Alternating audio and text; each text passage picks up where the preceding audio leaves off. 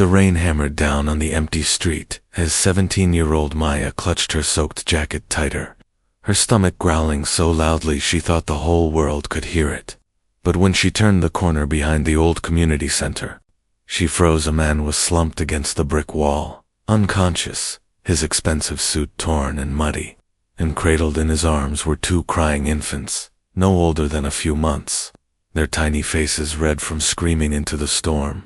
Maya's first instinct was to run. Trouble always found people who looked like they didn't belong, and this man, even covered in rain and dirt, looked like he belonged somewhere far away from this forgotten neighborhood. But then, one of the babies let out a piercing wail that cut through her fear like a knife, and before she knew it, she was kneeling beside them, her hands shaking as she reached out to touch the man's shoulder. Sir, can you hear me?" she whispered, her voice barely audible over the rain, and when he didn't respond, panic seized her chest. She looked around frantically, but the street was empty, the kind of empty that came when people learned to mind their business, and she knew no one was coming to help.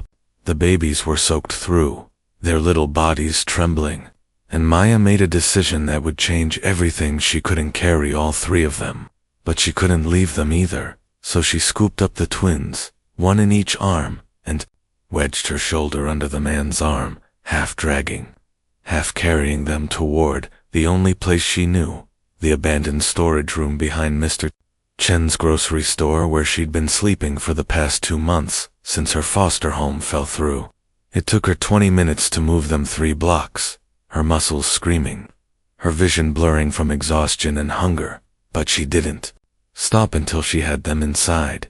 The babies laid on her only blanket. The man propped against the wall, his breathing shallow but steady.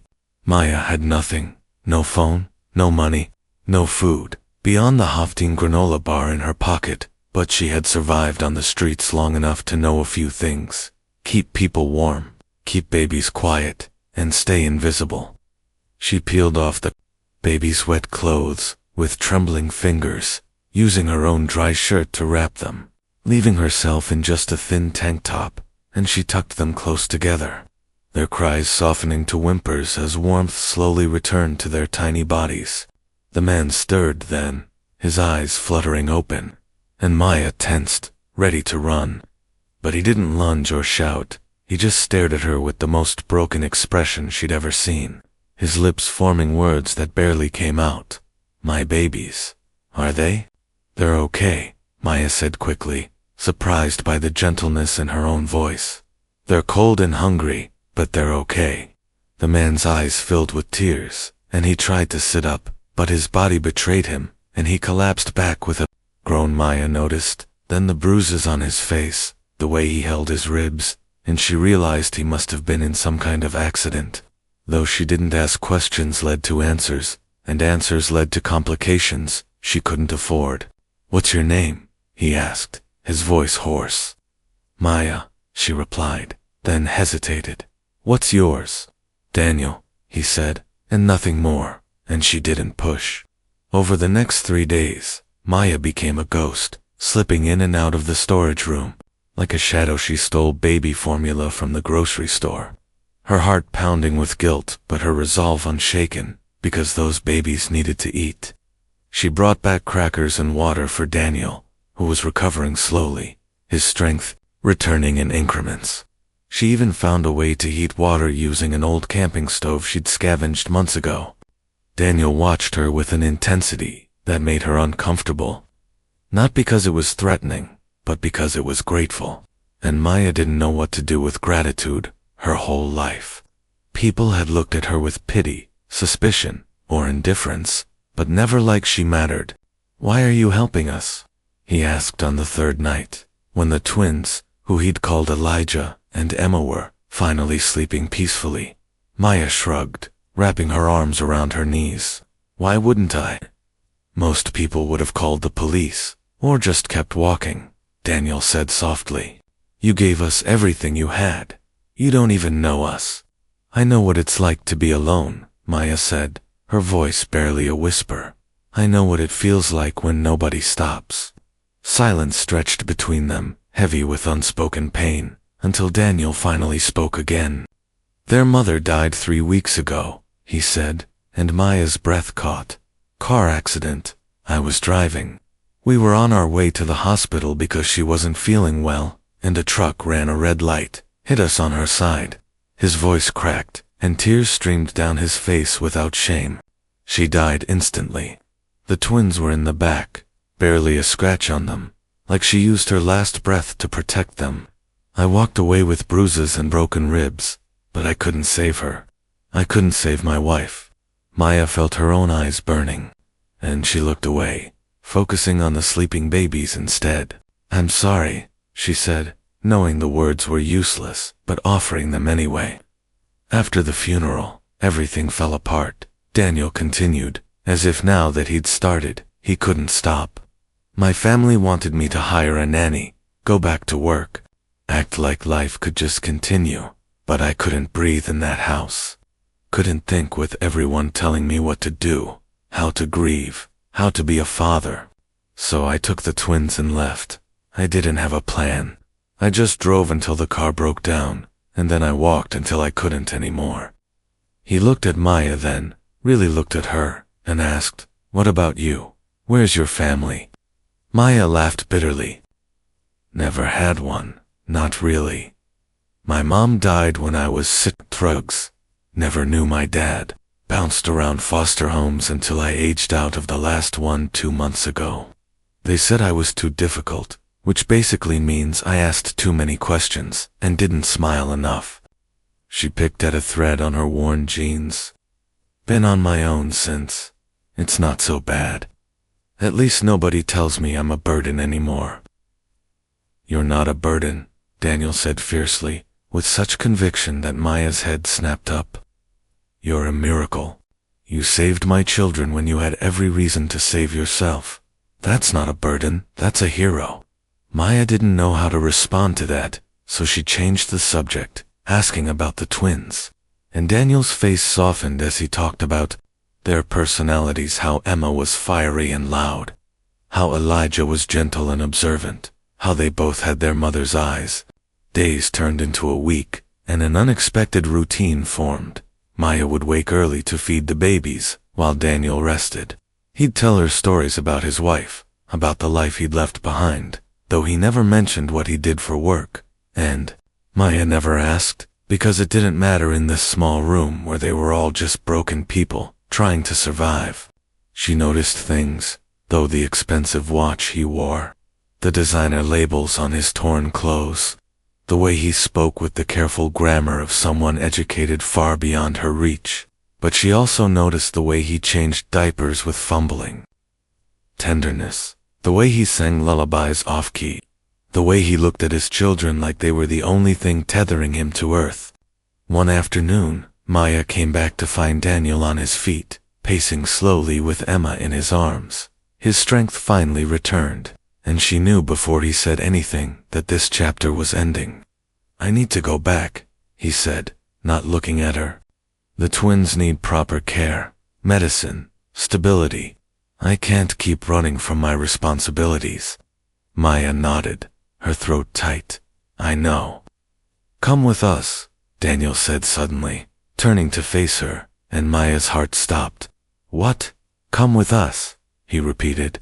"I have a house, a big house, with more than enough room. You can stay as long as you need, finish school, go to college, whatever you want. You saved my children's lives, Maya. Let me help you build yours." Maya wanted to say yes so badly it physically hurt, but fear held her tongue. "Why would you do that? You don't even know me. I could be anyone. I could steal from you, or worse. You gave a starving girl's only food to my children," Daniel said quietly. "You gave your only blanket, your only warmth, your only shelter. If that's who you are at your lowest point, then I trust who you'll be with a chance to rise." The walls Maya had built around her heart began to crack, and tears she'd been holding back for months finally spilled over. "I don't know how to be part of a family," she whispered. "I don't know how to stay in one place without waiting for someone to throw me out." "Then we'll learn together," Daniel said, "because honestly, I don't know how to be a father without her, and I'm terrified every single day that I'm going to fail them. But maybe we can figure it out, all of us, together."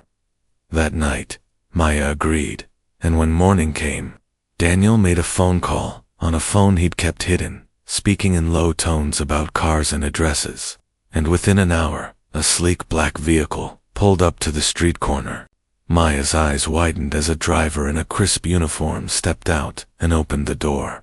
And for the first time, she understood that Daniel wasn't just comfortable, he was wealthy, really wealthy. The drive took them out of the city, through suburbs Maya had only seen on television, and finally through gates that opened onto an estate that looked more like a resort than a home. "You're rich," Maya said faintly, as they pulled up to a house that could fit 50 of her storage room inside it. "I'm the CEO of a tech company my father started," Daniel said simply. "I should have told you sooner, but in that room, it didn't seem to matter. We were just people." "It doesn't matter," Maya said, and meant it. "You're still the same person who sang terrible lullabies at 3 in the morning." Daniel laughed, the first real laugh she'd heard from him, and the sound was like sunlight breaking through clouds. The transition wasn't easy as staff members whispered about the street girl Mr. Chen brought home, and Daniel's family arrived in a storm of expensive perfume and judgment. His mother taking one look at Maya and declaring her inappropriate, his brother suggesting she was clearly after money.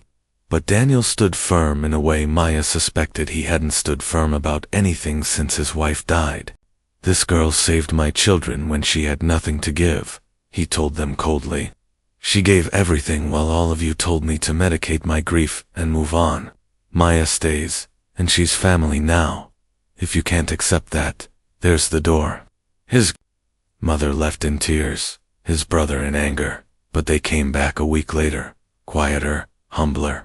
And when his mother finally met Maya's eyes and said, "Thank you for bringing my son back to us," Maya felt something shift inside her chest. Months passed, and Maya enrolled in the local high school, struggling at first with classes she'd missed and material she'd never learned. But Daniel hired tutors, and slowly, painfully, she began to catch up. She helped with the twins in the evenings, became an expert at bottle feeding and diaper changes, and discovered she had a talent for making Emma laugh and calming Elijah's fussy moods. She and Daniel developed an easy rhythm, two broken people building something new from shattered pieces. He taught her to drive in his wife's old car. She taught him to cook simple meals because grief had made him forget to eat, and together, they learned to parent the twins with a combination of research, instinct, and sheer love. On the twins' first birthday, Daniel threw a small party in the garden. Just Maya, the babies, and a few close friends. And as Maya watched Elijah smash cake into his face while Emma shrieked with delight, she felt a profound sense of belonging that she'd never experienced before. "I've been thinking," Daniel said that evening, after the twins were asleep and they sat on the porch watching the sunset. "I want to start a foundation in my wife's name for kids aging out of foster care, helping them with housing, education, job training, all the things you didn't have." Maya's breath caught. "Daniel, that's incredible. I want you to help me run it," he continued. "When you're ready, after college, if you decide to go. You understand what these kids need because you lived it. Your voice matters, Maya. Your story matters." "I don't have a degree or experience," Maya protested weakly.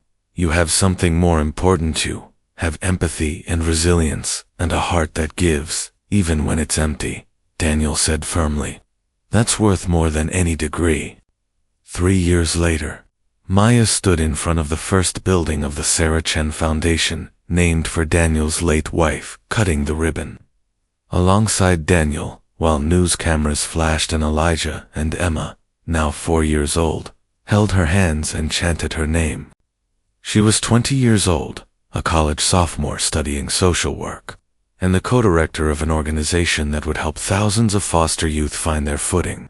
In her speech, she didn't shy away from her story. She told them about being hungry, homeless, and hopeless, about finding a stranger and his babies in the rain, about being seen and valued when she felt invisible, and about learning that family wasn't about blood or perfection, but about choosing to show up for each other again and again, even when it was hard. 3 years ago, I had nothing, she said, her voice steady despite the tears streaming down her face. No home, no future, no reason to believe tomorrow would be different from today. But one choice, one decision to stop instead of walk past someone in need, changed everything. Not because I found a wealthy man who could give me things, but because I found a father who saw me, children who needed me, and a purpose that made all the pain worth it.